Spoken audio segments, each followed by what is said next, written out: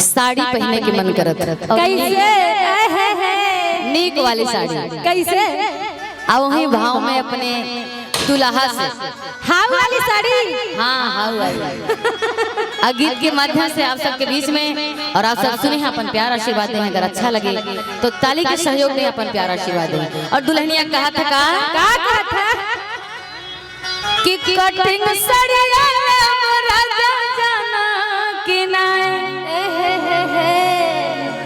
और गीत आप सब यूट्यूब पे बहुत बहुत सुने हुए और सुने ना अपन प्यार आशीर्वाद दें और बहुत अच्छा लगा। और ऐसे आप प्यार आशीर्वाद आप सब बना रहे हैं। ऐसे गीत देते हैं कि आप सबके अच्छा लगे। यूट्यूब फेसबुक जहाँ भी देखी वही प्लेटफॉर्म पे गीत पे ही और आप सब सुने मंजू मोहिनी की आवाज बा। कितना लोग तो हमें तो मंच पे पहचाने नहीं पाते, सिर्फ वीडियो देख के पहचान लेते हैं।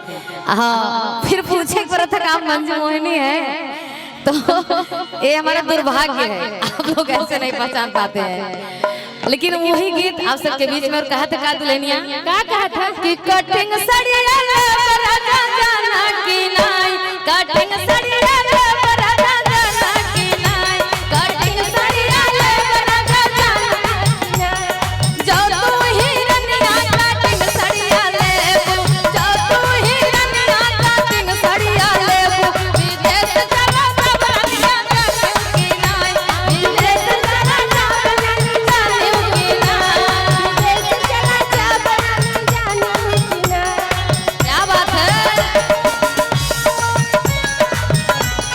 क्या बात है।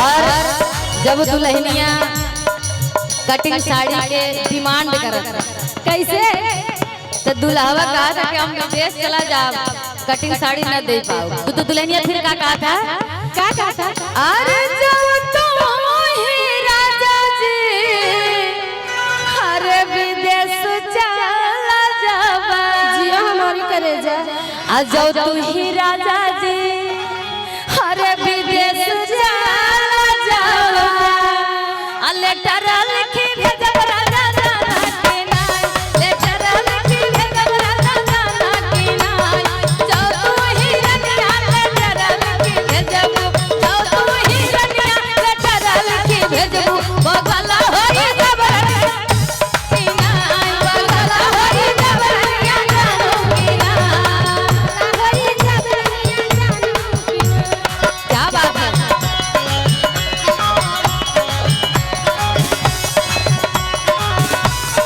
जोरदार ताली हो जाओ सबके बीच में।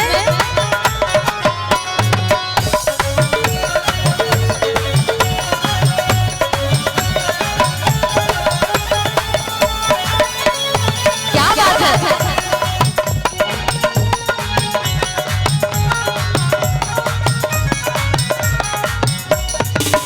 और कहती है क्या कि जब बगल हो जाबो तो हम का करा अरे जब तू ही और देखिए भैया की तरफ से दोनों कलाकारों के लिए ढेर सारा प्यार आशीर्वाद और इनकी फरमाइश है कि दिन भर चाहे जहाँ रहियो हमारे ये गीत के बाद।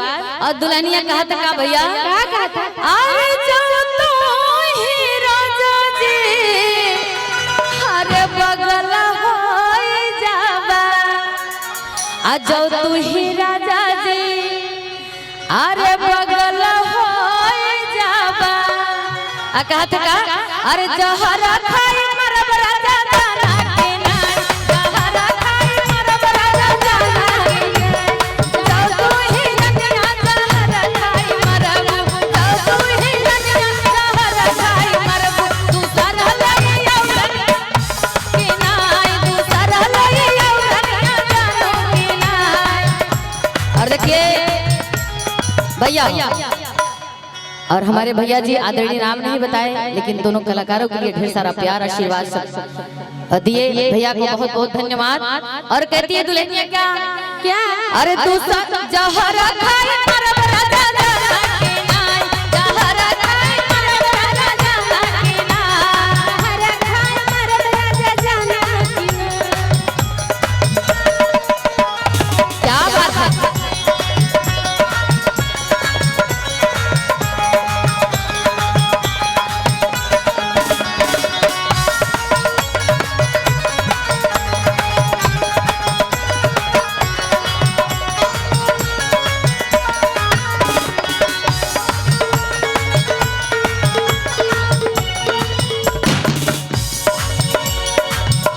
और जब दुल्हनिया कहा था कि जहर खाए के मरब तो कहा था दूसर ले आओ, तो दुल्हनिया फिर क्या कहा था? का कहा था?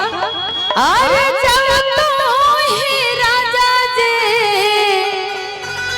अरे दूसर ले आओबा, आ जब तू ही राजा जी अरे दूसर ले आओबा, आ सवती बन राजा जाना के नाय, सवती बन राजा जाना के नाय, जो तू ही रनिया सवती बन सातऊ, जो तू ही रनिया सवती बन सातऊ, गया भाई कौतनिया जाना के नाय, गया भाई कौतनिया जाना के नाय।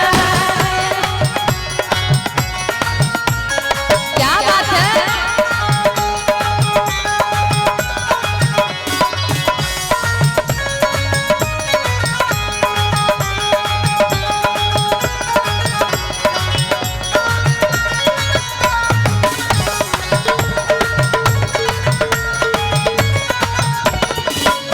और दुल्हनिया फिर कहा था अब जीत ही न पऊबा।